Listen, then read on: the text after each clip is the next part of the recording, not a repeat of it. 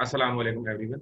ये आज का दूसरा सेशन है। पिछले एक सेशन में हमने जो है वो एक सवाल कंप्लीट किया था। अब हम दूसरा सवाल शुरू करेंगे। पहले मैं सवाल बताता हूँ आपको। पहले सवाल में काइंड्स ऑफ कैरियर हमने पढ़ा। दूसरा सवाल जो होगा ना, the second question will purely be related with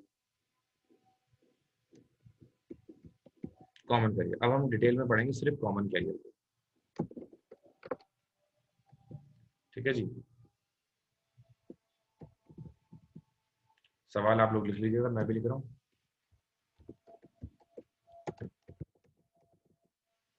define common carrier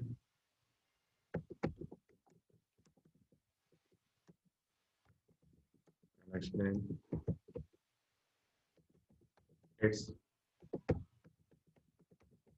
essentials या essential features। कैरेक्टरिस्टिक्स के नाम से भी ये सवाल आ सकता है।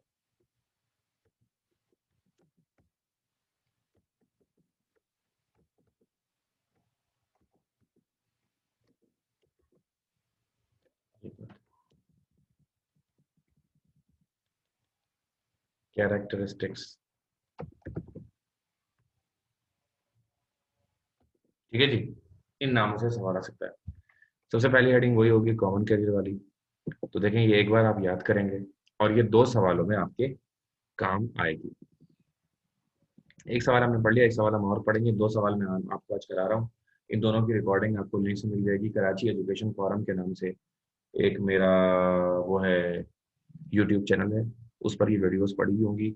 वहीं पर आप रिपीटली देख सकते हैं और उसको सब्सक्राइब भी जरूर कीजिएगा। और भी बहुत सारी वीडियोस हैं उसमें, वो भी आप देख सकते हैं। इस पे हम एक डिबेट भी रखेंगे ना। कराची यूनिवर्सिटी का जो कॉमर्स डिपार्टमेंट है, जहाँ से डिग्री इशू होती है, मैं उनको बुलाऊंगा अपने चैनल पर और एक लाइव सेशन करूंगा बीकॉम के हवाले से ना, ताकि आप लोगों को उसके बारे में बहुत सारी जानकारी मिल सके। ठीक है। It will be expected up to next Sunday. अगले संडे तक इंशाल्लाह हम वो करेंगे। Essential features of a common carrier. Following are the essential features of a common carrier. Number one, individual, firm और company। ठीक है जी। Essential features में से पहला क्या है? इंडिविजुअल, फर्म और कंपनी। ये पहली हेडिंग है। इसमें कह रहा है द कॉमन कैरियर में be an individual. Common carrier कौन हो सकता है? कोई इंडिविजुअल हो सकता है। अ फर्म, एक कंपनी हो सकती है, और अ कंपनी।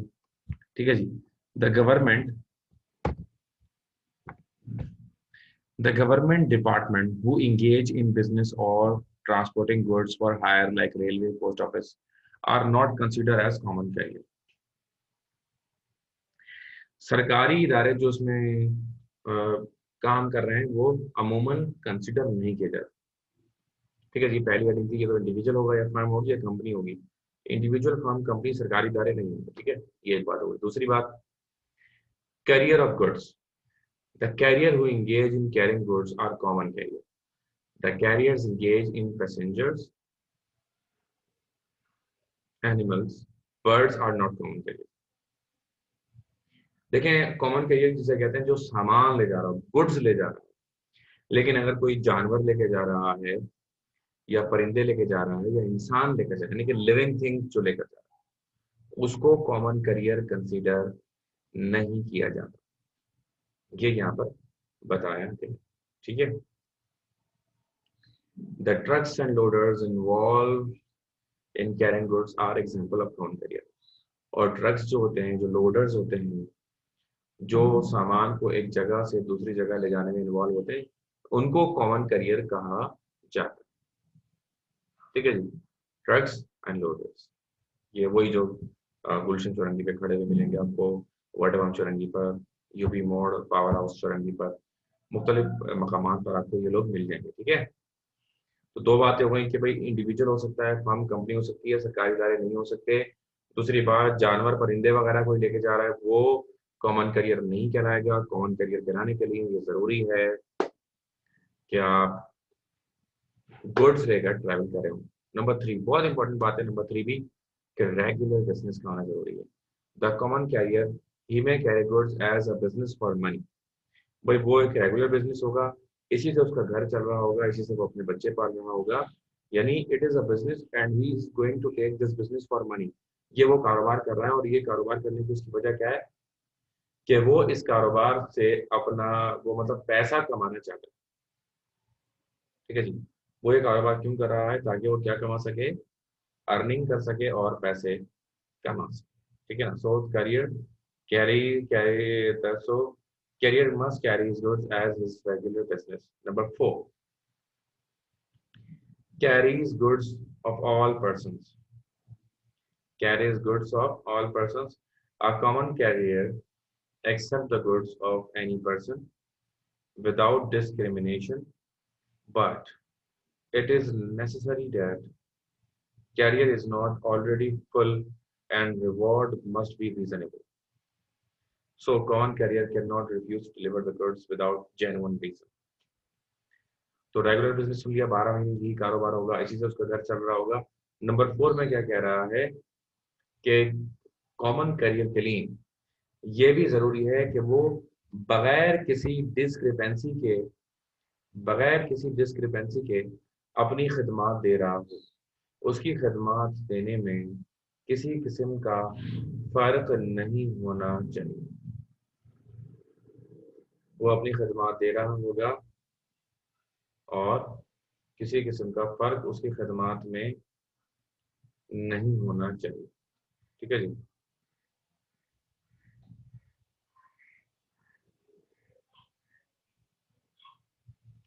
विदाउट डिस्क्रिमिनेशन सबके लिए देगा, but it is necessary to carrier is already. अच्छा, रिवॉर्ड उसको देना है। अगर आप उसको पैसे नहीं देंगे तो वो आपको मना कर सकता है, या कोई और जेन्युइन या सॉलिड रीजन है, गाड़ी खराब है, जगह फुल हो चुकी है, जितने लोगों की जगह थी सब हो चुकी है, फिर वो मना कर सकता है। लेकिन अगर जगह है उसके पास, आप पैसे भी दे रहे हैं, फिर वो सर्विस देने से मना नहीं कर सकता। ये भी इसका हिस्सा है। आगे चलते हैं।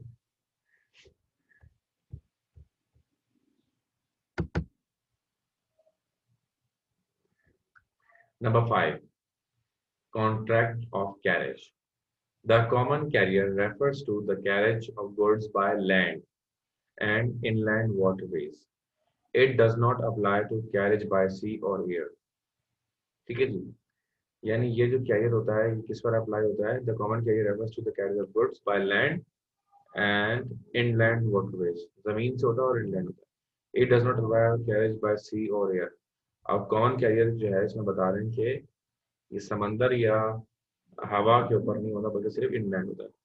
There are different terms in case of carriage by sea and air. और उसके लिए हम टर्म अलग इस्तेमाल करते हैं, बाय सी के लिए और बाय एयर के लिए। अच्छा, आने वाली क्लासेस में हम कैरेज बाय सी भी पढ़ेंगे और बाय एयर भी हम पढ़ लेंगे। ठीक है, ओके।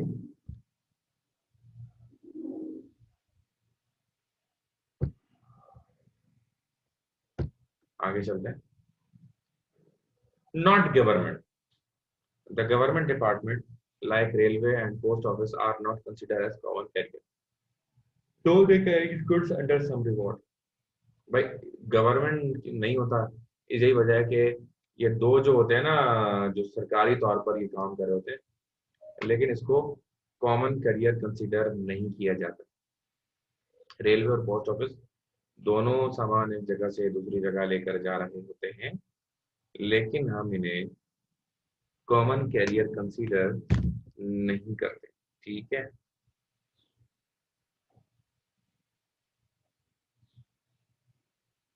ओके, आगे चलें।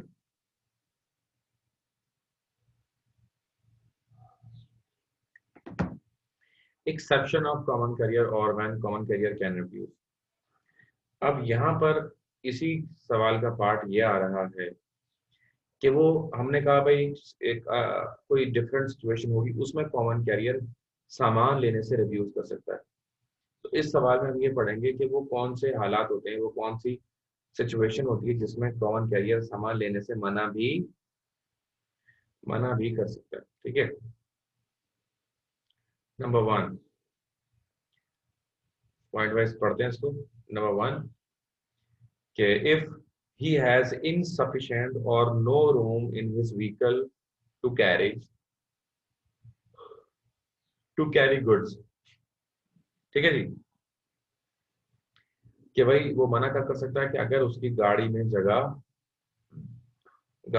खत्म हो गई। अगर गाड़ी में जगह खत्म हो गई तो जाहिर बात है उसके पास मना करने के अलावा कोई दूसरा ऑप्शन नहीं। ठीक है जी। तो ये तो बात हुई पहली। दूसरी बात, if he does not carry such goods due to any reason.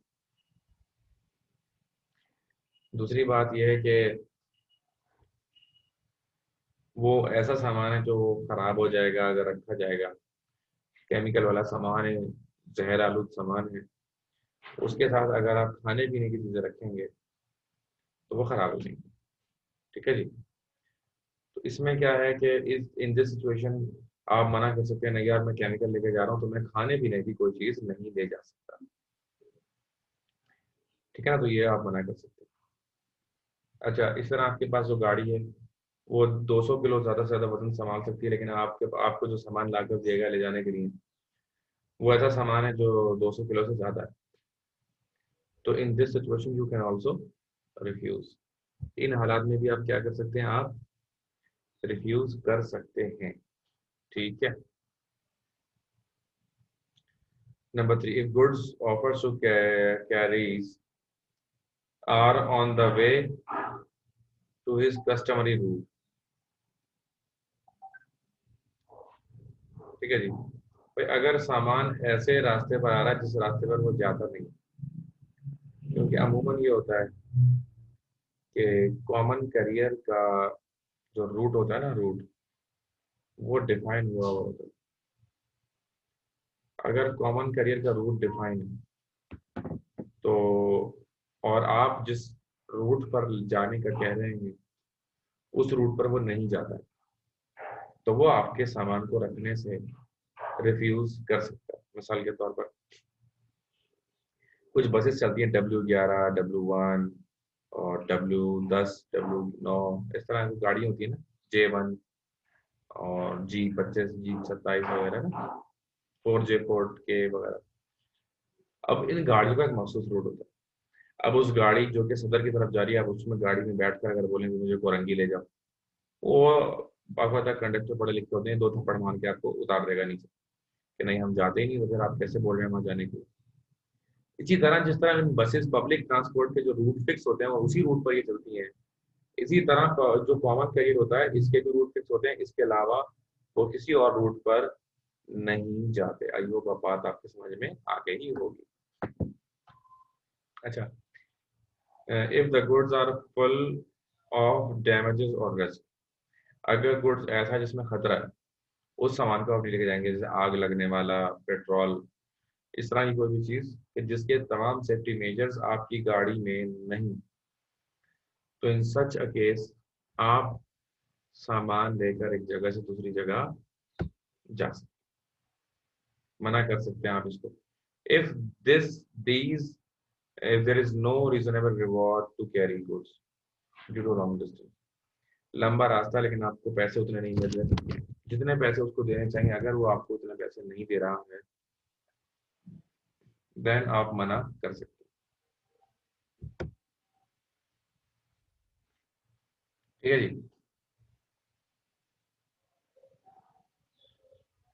If the goods are not offered at a reasonable time. गलत वक्त में मांगे गए कि अब वक्त ही नहीं है इतना हमको ले जाने के लिए आपके पास, अगर आपके पास वक्त की कमी है तब भी आप मना कर सकते हैं, कोई इसमें अर्ज नहीं। If the packing of goods is not in proper form. Common career की कुछ एसओपीज हैं, उसमें से ये भी है कि सामान किस तरीके से पैक होगा और किस तरीके से पैकिंग के बाद दिया जाएगा ले जाने के लिए। अगर सामान प्रॉपर तरीके से पैक नहीं है तो in this condition common carrier वाला बंदा सामान ले जाने से आपको मना कर सकता है, और फिर वो जिम्मेदार नहीं है सामान एक जगह से दूसरी जगह ले जाने। कुछ ही पॉइंट्स रह गए हैं। ठीक है जी। If the packing of goods is not proper, if the nature of product is not clear due to packing in strong cases। अच्छा, पैकिंग क्लियर समझ में नहीं आ रही क्योंकि स्ट्रॉन्ग केसेस में बनी हुई है, पता नहीं क्या है अंदर, नशा और कोई चीज है, कोई बम है, कोई बारूद है, अगर आपको क्लियर नहीं हो रहा है कि अंदर क्या है और आपको अगर उसको शक हो गया है तो आप उसको मना कर सकते हैं। If the goods are prohibited by law और स्टेट, अगर ऐसा सामान है जो आपको लगता है कि इट मे बी डेंजरस, इसको ले जाना खतरनाक हो सकता है, और उस मुल्क की हुकूमत ने उस सामान को एक जगह से दूसरी जगह ले जाने के लिए मना भी किया हुआ, तो you have no other option. ठीक है जी, आपको नहीं ले जाना होगा फिर सामान। ठीक है। If the common career without any above reason refuses to carry goods for delivery, he can be sued for damages। अगर ये जो above mention हमारे रीजन थे, अगर इन रीजंस के अलावा किसी भी रीजन की वजह से अगर सामान ले जाने से मना किया जाएगा,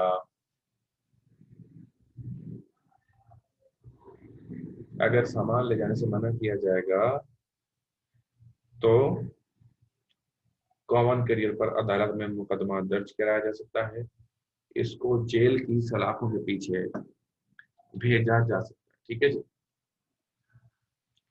तो यहाँ पर ये दोनों सवाल जो आज का हमारा टारगेट थे ये हो गया कंप्लीट। अब अगर किसी को कोई सवाल है तो वो चैट में लिख सकता है। इतने हम जाएंगे तीसरे सवाल की जाने, मैं निकालता हूँ।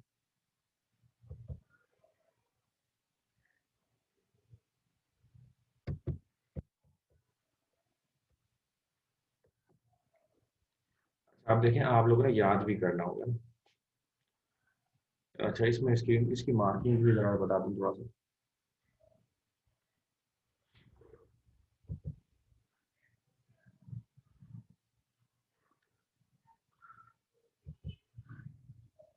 देखें, इसमें दिया हुआ ही छोटा है, इसमें जब कॉमन केयर की हेडिंग आएगी उतना ही आएगा जितना हाईलाइटेड है, इससे ज्यादा आपने नहीं लिखना है।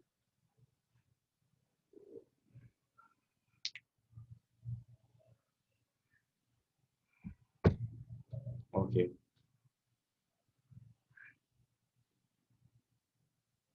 हम्म। देखिए, इसेंशियल ना पूरे आएंगे।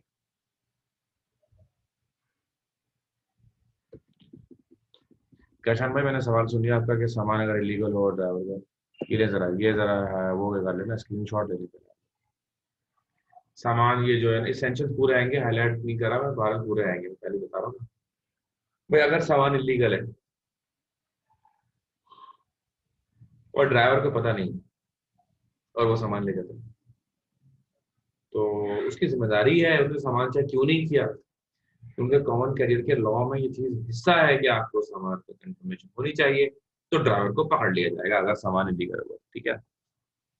ड्राइवर को भी पकड़ेंगे, उसको भी पकड़ेंगे, दोनों को पकड़ लेंगे। ठीक है। और वही सवाल किसी का। यहाँ तक आपने स्क्रीनशॉट ले लिया होगा, आगे आगे मैं कर रहा हूँ। नंबर 4 के बाद नंबर 5, नंबर 6 और ये एक्सेप्शन, ये भी सारी आपने करनी है। ठीक है।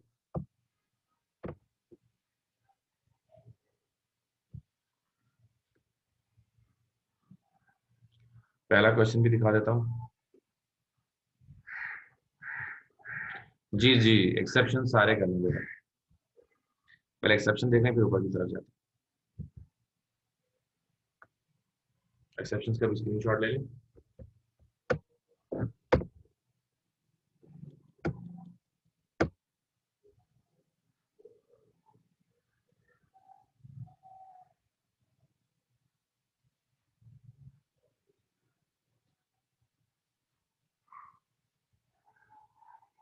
जी हाँ, define carrier and explain its kind, जी क्वेश्चन नंबर 1 है।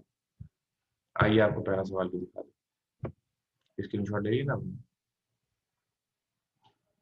ये देखें, ये पहला सवाल था, आपकी स्क्रीन पर नजर आ रहा है। Define carrier and explain its kind. Screenshot ले लें, आखिरी बार दिखा रहा हूँ। ठीक है, हो गया। आगे कर रहा हूँ, एक और स्क्रीनशॉट ले लें।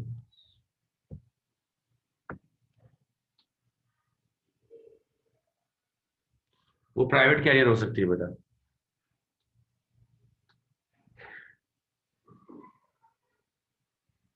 नॉट गवर्नमेंट भी हो गया। अच्छा, काइंड ऑफ कैरियर।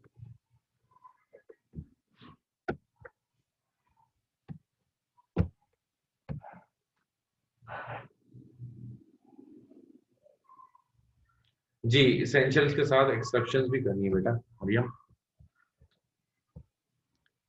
हो गया। ले लिया आप लोगों ने स्क्रीन चार्ट, इसेंशियल्स पूरे, ठीक है। नंबर 6 नॉट गवर्नमेंट भी आएगा, एक्सेप्शन सारे। और ये क्वेश्चन नंबर 1 के, ये दो हेडिंग क्वेश्चन नंबर 1 के हिस्सा है, इसलिए हाईलाइटेड है। ये दोनों हेडिंग क्वेश्चन नंबर 1 के हिस्सा है जो स्क्रीन पर नजर आती है।